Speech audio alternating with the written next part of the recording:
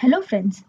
Exams के लिए हमें पहले से प्रिपेयर्ड होना चाहिए, बट हम जानते हैं कि मैक्सिमम स्टूडेंट्स एग्जाम्स के लिए लास्ट मोमेंट पे प्रिपेयर करते हैं और इस वजह से उनके पास इनफ टाइम नहीं बचता पूरा कोर्स कवर करने के लिए।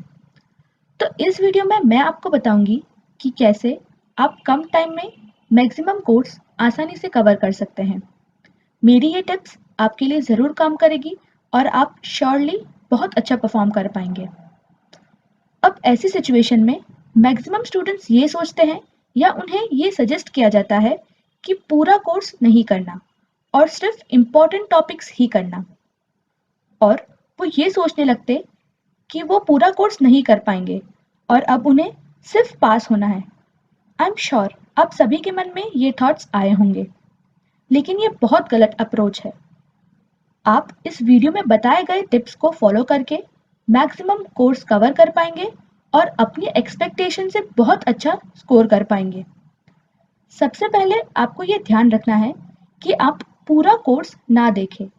फॉर एग्जाम्पल, अगर आपके कोर्स में 5 यूनिट्स है तो आपको पेजेस टर्न करके ये नहीं देखना है कि कितना कोर्स बचा है, क्योंकि इससे आप पैनिक होंगे और आपकी एफिशिएंसी कम हो जाएंगी। तो आपको करना क्या है कि सिर्फ फर्स्ट यूनिट का कंटेंट देखना है कि उसमें क्या क्या क्वेश्चंस है और क्या क्या टॉपिक्स है जो आपको कवर करने हैं।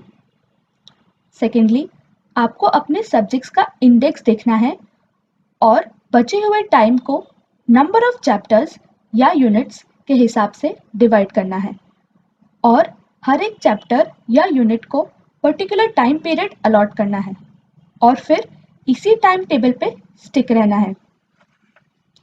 अब जब आप पढ़ना स्टार्ट करेंगे तो पहली टिप ये फॉलो करनी है कि सारे इम्पोर्टेंट पॉइंट्स या सेंटेंसेस को अंडरलाइन करें और इम्पोर्टेंट टर्म्स को एनसर्कल करें, ताकि आप रिवीजन के टाइम उन इम्पोर्टेंट पॉइंट्स को रीड कर सकें।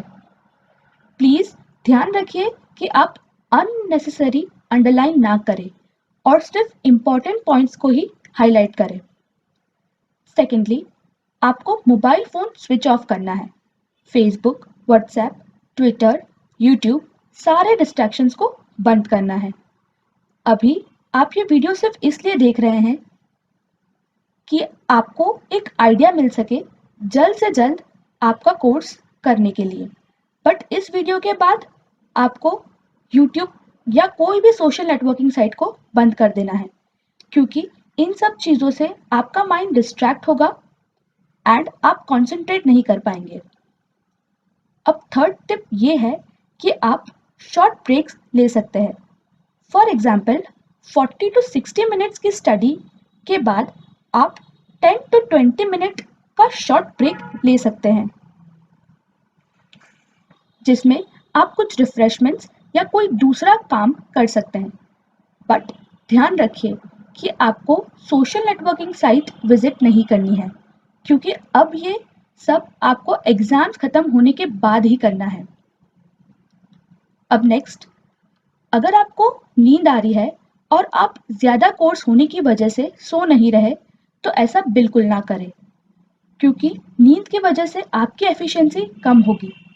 तो आपको 1 या 2 आवर का नैप ले लेना चाहिए।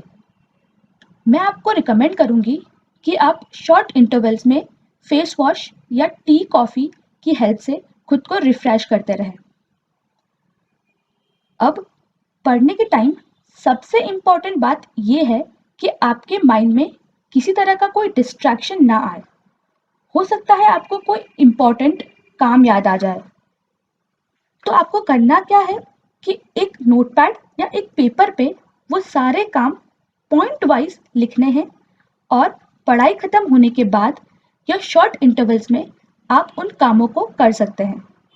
फॉर एग्जाम्पल, किसी को इम्पोर्टेंट कॉल करना है या मैसेज करना है।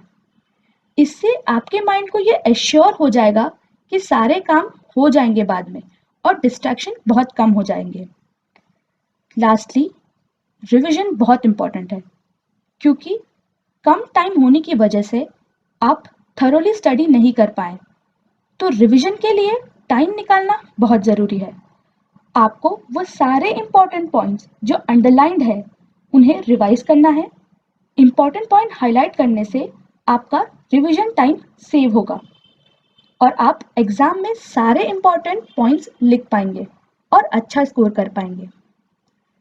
अभी आपको क्या करना है कि इस वीडियो को लाइक कीजिए, अपने फ्रेंड्स के साथ शेयर कीजिए और चैनल को सब्सक्राइब कीजिए।